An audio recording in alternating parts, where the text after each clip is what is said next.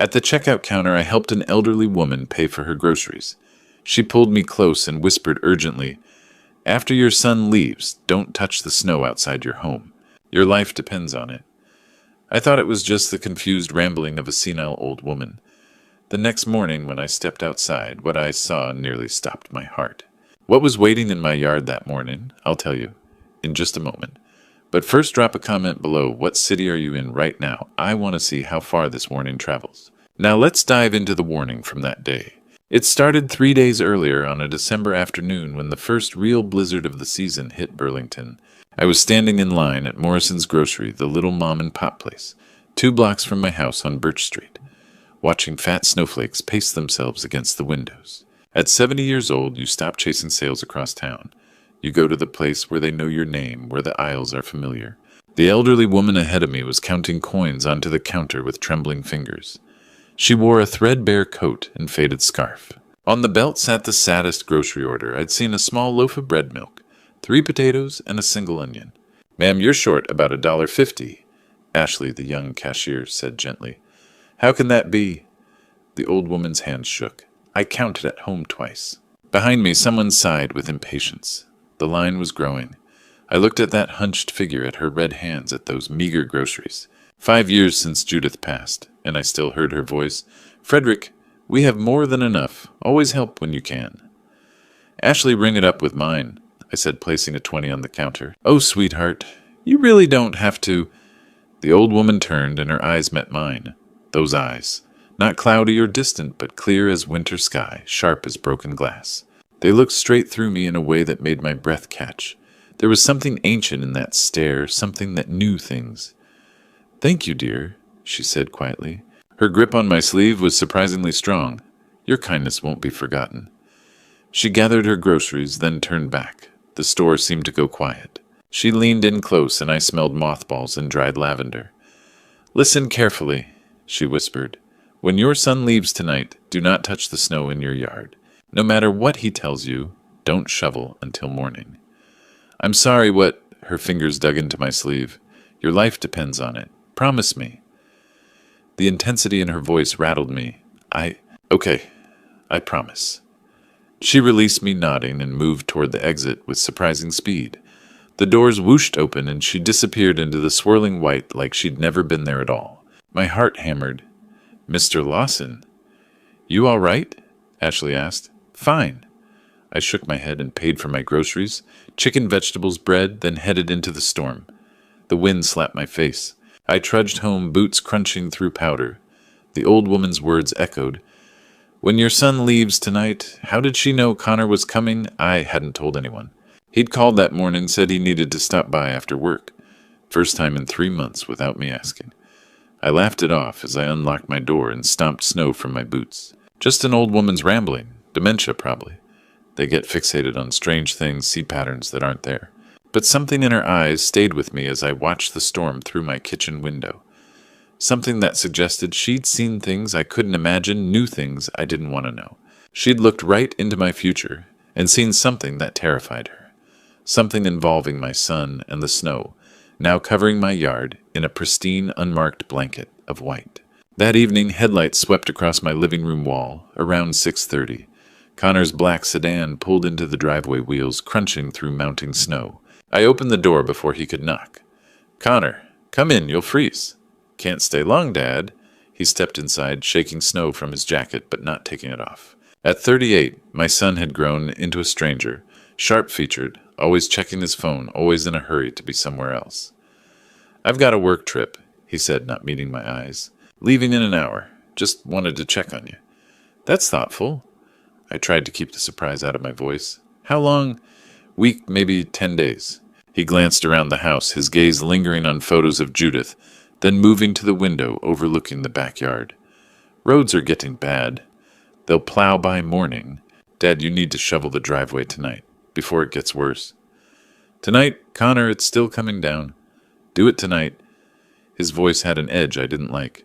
"You're not getting any younger. If something happens, emergency services need to get in." The concern seemed off.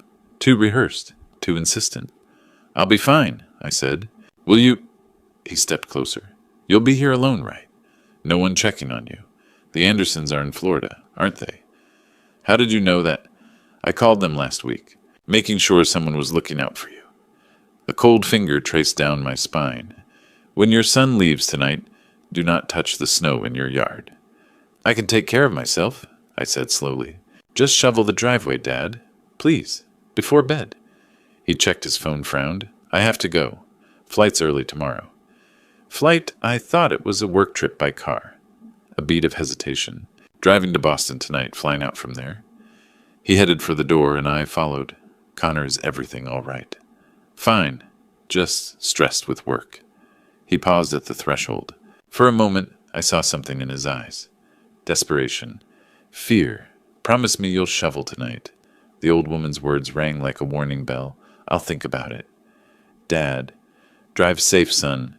He stared at me jaw tight, then turned and walked to his car. I watched his taillights disappear into the white curtain of falling snow. I locked the door, double-checked the bolt, stood in the dim hallway listening to the house creak around me. Connor's visit felt wrong. The insistence about the driveway felt wrong. The questions about who'd be checking on me felt very wrong. I walked to the back window and looked at my yard. The snow was pristine, unmarked, beautiful. My shovel leaned against the garage wall, easily accessible. The old woman's warning echoed through my mind, mixing with Connor's strange behavior, his odd questions, that desperate edge in his voice. I left the shovel where it was. That night I locked the doors and went to bed, but sleep wouldn't come. I lay in the dark, listening to wind howl and snow pelt the windows, wondering what the hell was going on.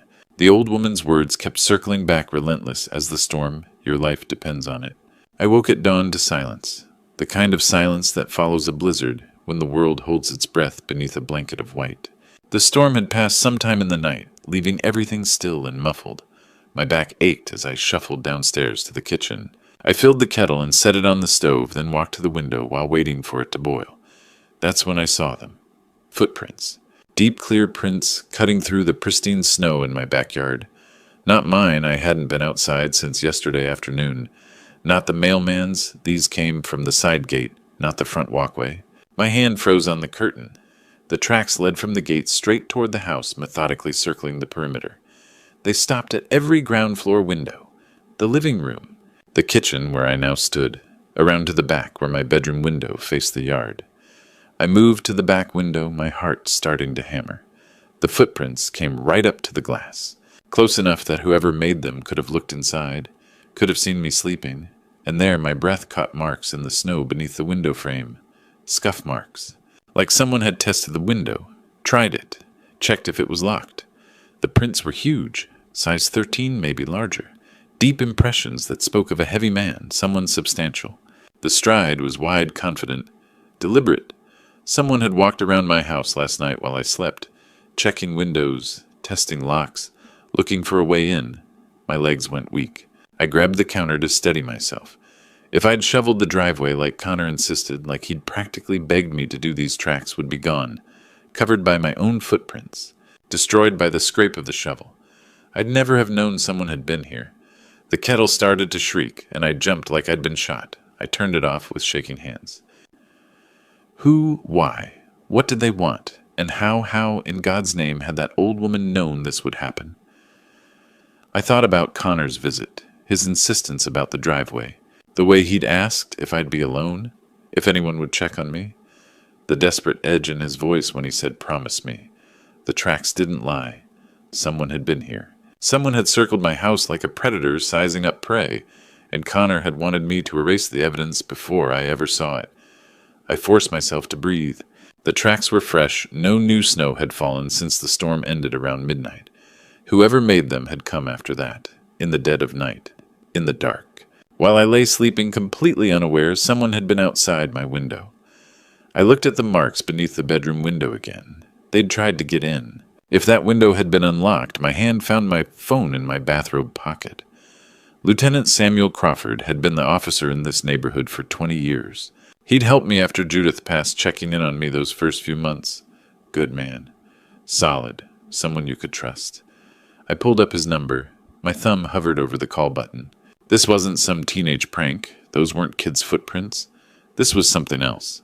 Something that made my gut twist with a fear I hadn't felt in decades. The old woman's face flashed in my memory, those clear, knowing eyes. She'd seen this. Somehow impossibly she'd known, and she'd saved me. I pressed dial. The phone rang once, twice. "Crawford?" His familiar voice answered. "Samuel, it's Frederick Lawson. I need you to come over." My voice was steadier than I felt. Someone was in my yard last night, and I think they were trying to get inside. Lieutenant Crawford arrived within 20 minutes, his cruiser pulling up with lights off but engine running. He stepped out, a tall black man in his early 50s with the kind of presence that made you feel safer, just having them around. "Mr. Lawson," he shook my hand firmly. "Show me." I led him to the back window. He studied the yard, then went outside. I watched as he crouched by the tracks, taking photos. He moved methodically, following the path the intruder had taken, from the gate to the house, around the perimeter, pausing at each window. When he came back inside, his expression was grim. Size 13 boots, heavy tread. This man weighs at least 200 pounds. He looked at me seriously. "Mr. Lawson, this wasn't random. He was checking every entry point." "Checking for what?" "To see which ones were vulnerable." Crawford pulled out a notepad. "You lock your windows at night?" "Always. Ever since my wife passed." "Good. That probably saved you." He wrote something down. "Your neighbor across the street. Mrs. Fletcher, she's got a security camera, doesn't she?" "Rosemary." "Yes. Let's go talk to her." "Mrs." Rosemary Fletcher opened her door in a quilted bathrobe, eyes widening. "Frederick! What on earth?" "Sorry to bother you so early," I said. "We need to check your camera from last night." "Of course. Come in." Crawford took the remote, rewinding through footage. "Try around midnight," I said. He fast-forwarded through hours of empty street and falling snow. Then, there, Crawford froze the image. 11:44 p.m. A dark sedan rolled slowly down Birch Street, no headlights. It stopped in front of my house. A man got out, tall, broad-shouldered, wearing a dark jacket and knit cap. He looked both ways, then walked to my gate. "He knows where he's going," Crawford muttered. The man disappeared into my yard.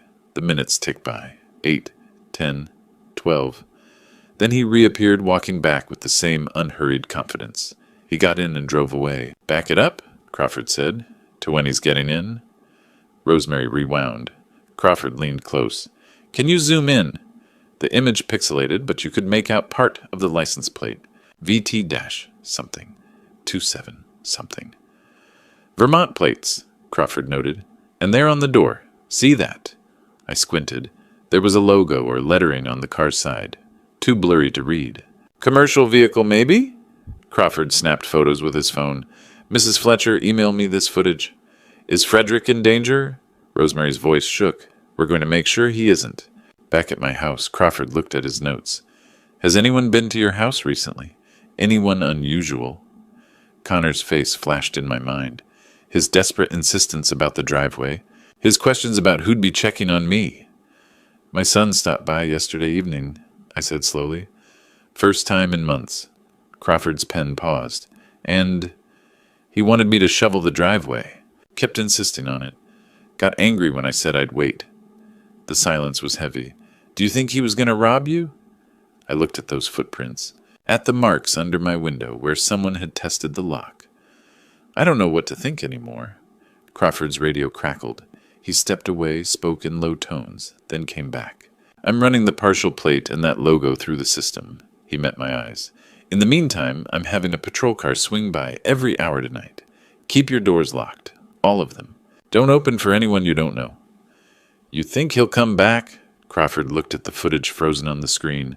The dark figure. The deliberate movements. "Men like this don't give up after one look," he said quietly. "We need to find out who he is. Fast, before he comes back." By noon, Crawford called with news that made my blood run cold. "Marcus Boyle," he said without preamble. "That's who we're dealing with. Ran his prints through the system. He's got a record that goes back 20 years. I sat down heavily at my kitchen table. "What kind of record?" "Assault, battery, organized violence. Did 2 stretches in state prison, one in New York, one here in Vermont. Got out 18 months ago." Crawford's voice was grim. "Mr. Lawson, this man isn't a thief. He's someone you hire when you want a problem. Handled." The room seemed to tilt.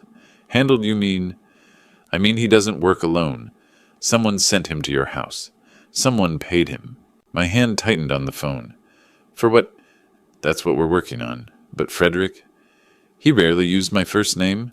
That alone told me how serious this was. Men like Boyle don't case houses for burglary. They're paid to do things most people wouldn't. Things like what? A pause. Things I don't want to say out loud until we have him in custody. My mouth went dry. Samuel? We found the motel where he's staying. Pine Grove off Route 7. Checked in 3 days ago under a fake name, but the desk clerk ID'd him from the photo. Paid cash. Driving a rental car, that sedan, from the footage. 3 days ago, right before Connor's visit. Right before that old woman warned me about the snow. What does this man want with me? I don't know yet, but we're not waiting to find out. I heard papers rustling. We've got units positioned near the motel. We're tracking his movements. The rental company confirmed he's still got the vehicle. And Frederick, we pulled his phone records. He made a call last night at 11:30 p.m., right before he showed up at your house. To Husata, still tracing that, but someone told him to come. Someone gave him your address. I thought about those footprints again, the way he'd methodically checked every window, the marks under my bedroom window where he'd tested the lock. He was coming back, I said quietly. Wasn't he? Last night was just reconnaissance. That's our assessment, yes. Crawford's voice hardened. That's why I need you to listen very carefully. Stay inside. Keep every door and window locked. I'm posting Officer Brennan outside your house for the rest of the day and tonight. If Boyle comes anywhere near Birch Street, we'll have him. You think he'll come back tonight? I think he was paid to do a job and he didn't finish it. So yes. A pause. Frederick is there anyone who might want to hurt you? Any disputes? Money problems? Anything? Connor's face swam in my mind again, the desperation in his voice. Promise me you'll shovel tonight. The questions about whether I'd be alone. I can't think of anyone, I said, but the words felt like lies in my mouth. Well, think hard. Because someone hired Marcus Boyle. Someone who knows where you live. Someone who wanted him here last night. After I hung up, I sat at that table for a long time staring at nothing. Marcus Boyle. A man hired to make problems disappear. And someone had pointed him at me. The old woman's warning echoed through my mind, mixing with Connor's strange behavior with those footprints in the snow. The pieces were there scattered like a puzzle I didn't want to solve. My phone sat on the table. I could call Connor, ask him directly. But ask him what the questions forming in my mind were too terrible to speak aloud. The thought was insane. He was my son, my boy. But I'd seen those tracks. I'd watched that footage. I'd heard Crawford's voice when he said someone you hire when you want a problem handled. A cold dread settled in my chest, heavy as stone. This wasn't random.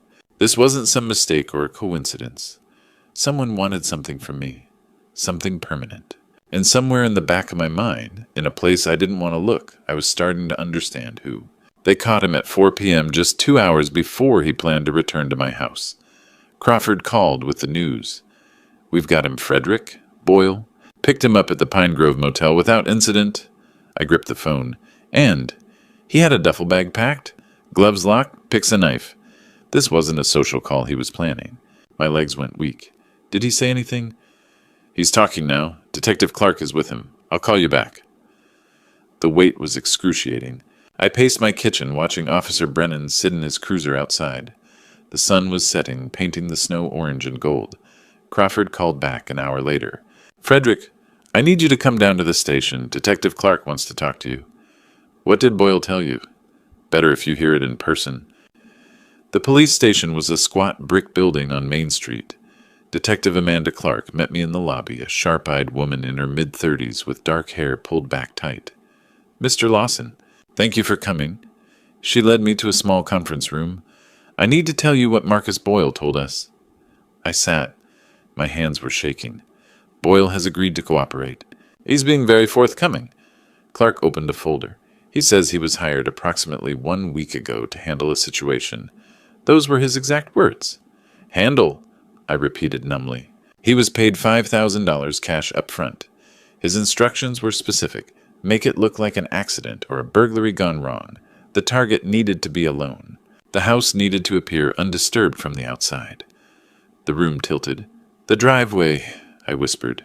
The snow. Exactly. If you'd shoveled, his footprints would have blended in. Would have looked like you'd been outside working, maybe had an accident. Clark's eyes were steady.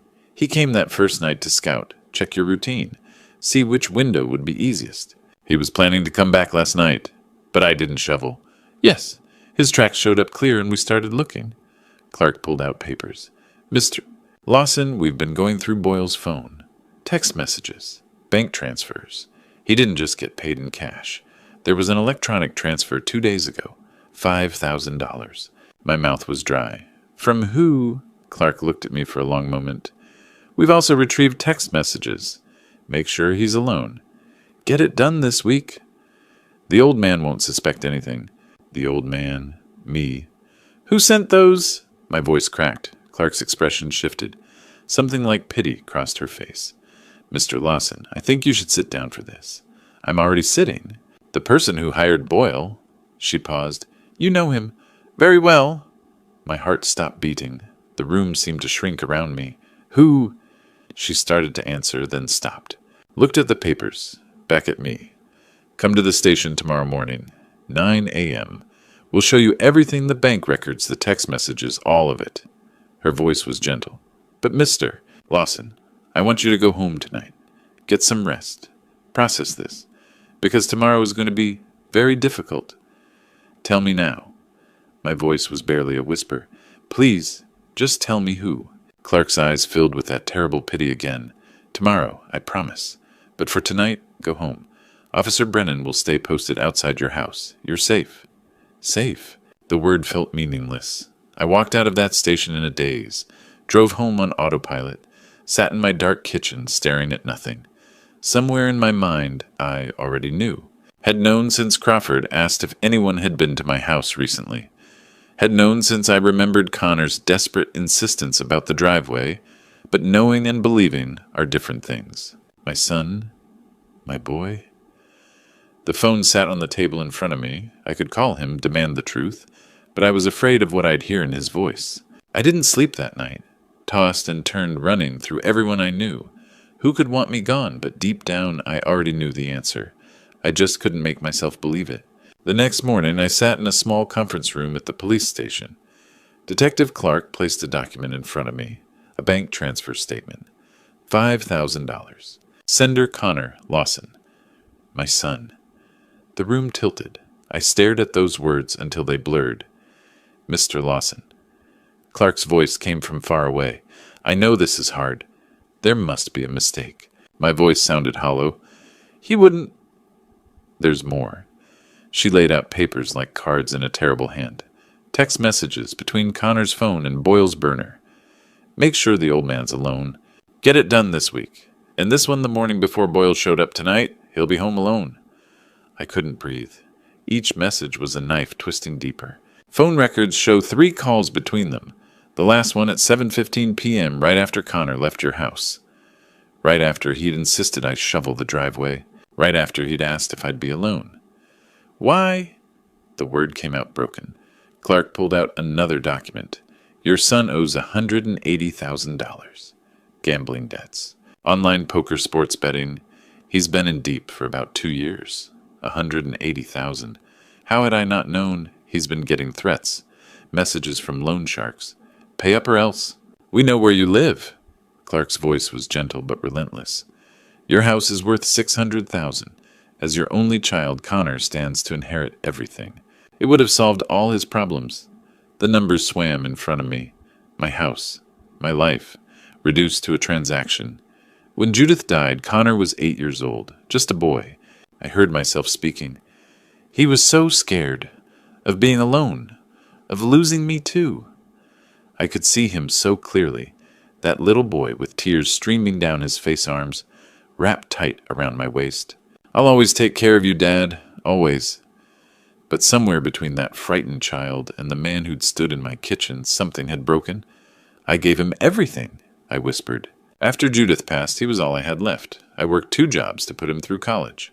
Helped with his apartment, his car. Every time he needed money. My voice cracked. I would have given him the house if he'd asked. All he had to do was ask. Clark said nothing. What could she say? He didn't just want the house. I said slowly. He wanted me gone. Not in a nursing home. Not living somewhere else. Gone. I'm sorry. Where is he? We have units heading to his apartment now. We'll have him in custody within the hour. She paused. Do you want to be here when we bring him in? You don't have to. I thought about that, about never seeing Connor's face again, about letting him become just another stranger.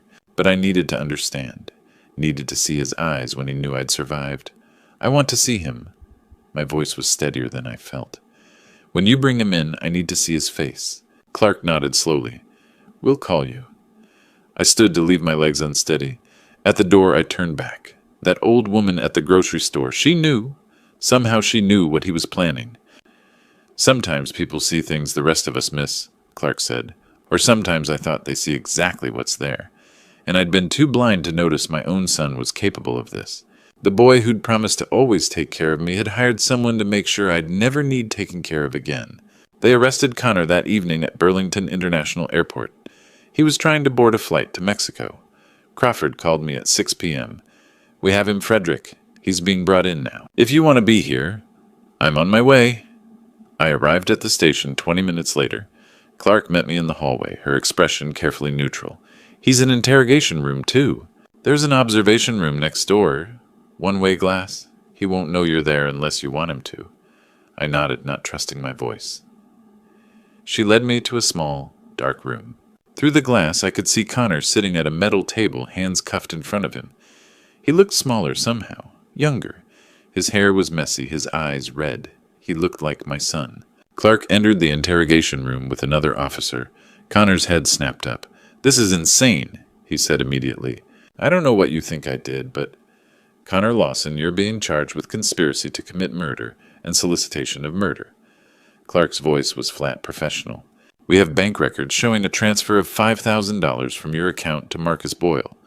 We have text messages between your phone and his. We have phone records. I didn't... Connor's face went pale. This is crazy. I would never. Clark laid out the evidence. The transfer, the messages, the calls. I watched my son's face crumble. Watched him realize there was no way out. I didn't have a choice. The words burst out of him. They were going to hurt me. These people, you don't understand what they're capable of. So you hired someone to hurt your father instead. The house is just sitting there. Connor's voice rose desperate. He's old. He doesn't need all that money. I'm his son. I'm supposed to inherit it anyway. I just needed it now, and he wouldn't have understood. My hands clenched into fists. Wouldn't have understood. Like I was the problem. Like I was the unreasonable one. So you paid Marcus Boyle to make it look like an accident, Clark said quietly. Connor's head dropped. I told him I said it had to look natural. A fall. A break-in. Something. I didn't want... His voice cracked. I didn't want him to suffer. How generous. Connor. Clark leaned forward. Your father's here. He's watching.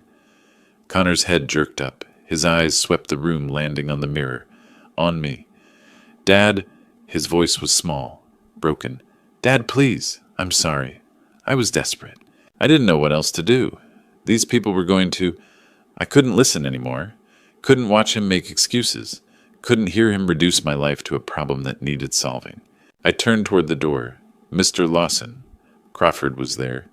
Do you want to speak with him? I looked back through the glass one last time. At the son I'd raised. The boy I'd loved. The man who'd hired someone to end me. No, I said quietly. I don't have a son. I walked out of that police station into the cold December evening. The snow had finally stopped. The sky was clear, stars beginning to appear. The air was crisp and clean sharp in my lungs. For the first time in days, I could breathe. Behind me, I heard Connor shouting my name, begging, pleading. I didn't look back. Spring came early that year, melting away the last traces of winter. By March, the snow was gone, replaced by green shoots pushing through thawed earth. The trial was quick. Connor pleaded guilty, 25 years with possibility of parole after 15. Marcus Boyle got 30, no parole. I didn't attend the sentencing. Clark called with the verdict. I thanked her and hung up. I sold the house in April. Couldn't stay there anymore. Bought a small condo near downtown Burlington, overlooking Lake Champlain. 1 bedroom, perfect for starting over. The Andersons from my old street checked on me weekly. Rosemary Fletcher called every Sunday. But it was a flyer at Morrison's Grocery that changed things, a community group at the senior center. I showed up on a Tuesday. Met Warren, Harvey, Ernest, and Lloyd. We started playing chess on Thursdays. Went to a Bruins game. Just existed together. No questions. No pity. Just friendship. I took a painting class taught by Carol. Discovered I was terrible at landscapes, but decent with portraits. Barbara at the library offered me volunteer work 3 mornings a week. Peaceful, methodical. One morning in May, I found myself back at Morrison's. Ashley was still behind the register. "Mr. Lawson, haven't seen you in a while." "I moved downtown." I paused. "Ashley, that elderly woman last December. The one I paid for. Have you seen her since?" Her smile faded. "That's the strangest thing. I've worked here 6 years. Never saw her before that day. Never saw her after?" "Never. Never." It was like she appeared just for that moment, then gone. I stood there thinking about those clear eyes. Your life depends on it. Thank you, Ashley. That evening I sat on my balcony, watching the sun set over the lake. A pair of geese flew overhead, honking their way north. I thought about that old woman. She'd seen something that day, some terrible future, and changed it. Saved my life with 6 words about snow. I'd never know who she was. Maybe a confused woman making a lucky guess. Maybe something else. It didn't matter. What mattered was I was here, breathing, watching the sunset, making friends, building a life that was mine. Family wasn't just who you were born to. It was who chose to stay, who showed up with casseroles, who played chess on Thursdays, who taught you to paint. The Andersons, Rosemary, Warren, Harvey, Ernest, Lloyd, Carol, Barbara. These were my family now. I raised my coffee cup to the empty air. "Whoever you were," I whispered, "thank you. You saved more than my life. You gave me a chance to live it." The breeze carried my words away over the water, and somewhere I like to think an old woman with knowing eyes smiled.